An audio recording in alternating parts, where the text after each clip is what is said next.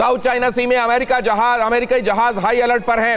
Ronald Reagan बहुत बड़ा ये शिप कैरियर शिप है, माफ कीजिए, जो कि वहां पर पहले ही मौजूद है। निमित्ज पहले इंडियन वाटर्स में था, लेकिन अब जाहिर है वो भी उस तरफ रुख करेगा, या मुमकिन है कि वो एक कर्व बनाता हुआ यहां पर अंडमान निकोबार के पास खड़ा रहे, जैसा सुमित बता रहे थे। और यहां मैं ये जानना चाहता हूं कि क्या किसी और देश ने कहीं कुछ और रिएक्ट किया, क्या अमेरिका की तरफ से कोई टिप्पणी आई है? हालांकि मैं आपको एक बार फिर से बता दूं कि थाट की तरफ से यह किया गया हमला, थाट जो है वो एक ऐसा एयर डिफेंस सिस्टम है जो अमेरिका ने ही ताइवान को मुहैया कराया है। कहीं से कोई और रिएक्शन? सुमित, कोई रिएक्शन नहीं आया, लेकिन ये अगले 24 घंटे चीन के लिए बहुत क्रूशल होने वाले हैं, क्योंकि चीन को अब ये देखना है कि उसको काउंटर कैसे करना है, क्योंकि अमेरिका लगातार चीन को इस बात के लिए धमका चुका है, सीधे तौर पर डायरेक्टली ये बात कह चुका कि अगर आपने कोई भी एग्रेसिव स्टेप अब ताइवान के खिलाफ उठाया तो अमेरिका उस पर आपको रिएक्ट करेगा। तो अब चीन अगर कुछ करता है तो उसको काउंटर करने के लिए ना सिर्फ उसको ताइवान को फेस करना पड़ेगा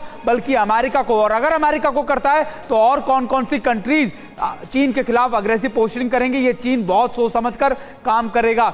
तो ये सारी इंपॉर्टेंट डिप्लोमेटिक चेंजेस जो हो रहे हैं ये अगले 24 घंटे चीन के लिए बहुत क्रूशल हैं, क्योंकि चीन को ये देखना होगा कि आप कैसे इस चीज को हैंडल कर पाएंगे। क्या ताइवान के एक्शन को अगर चीन जवाब देगा तो फिर अमेरिका का क्या एक्शन होगा, और अगर अमेरिका का एक्शन होता है तो और कौन कौन सी कंट्रीज उसके खिलाफ अग्रेसिवली पोस्टर कर सकती हैं। आपके पास मैं जानना चाहूंगा, ताइवान को पहले से इस बात का अंदेशा था, इसीलिए उसने अपने सशस्त्र बलों के अलावा अपने यहाँ एक ऐसी रिजर्व फोर्स भी तैयार की थी जिसमें उन सिविलियंस को ट्रेन किया गया था कि आपात स्थिति में वो आए और मोर्चा संभाले। ताइवान की भी तैयारी कमजोर नहीं है सोई साहब?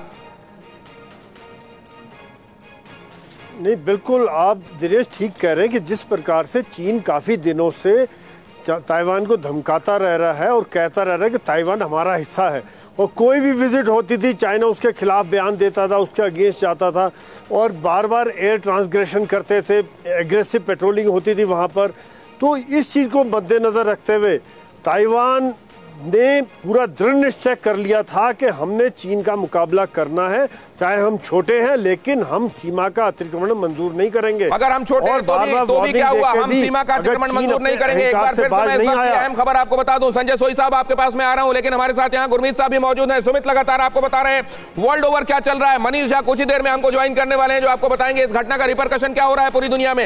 इधर चीन रूस से सहायता मांगने की कोशिश कर सकता है, क्योंकि इधर अमेरिका ताइवान के सपोर्ट में खड़ा हुआ है। ये एक इक्वेशन बनता जा रहा है। अब एक ये वर्ल्ड थिएटर है जिसमें सिनर्जी देखने को मिलेगी।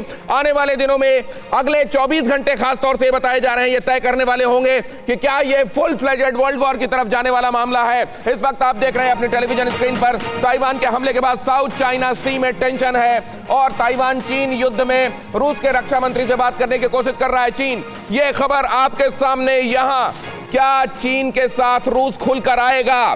क्योंकि अभी तक रूस नॉन कमिटल था, उसने ये कहीं पर भी नहीं कहा था कि चीन के साथ वो खड़ा होगा।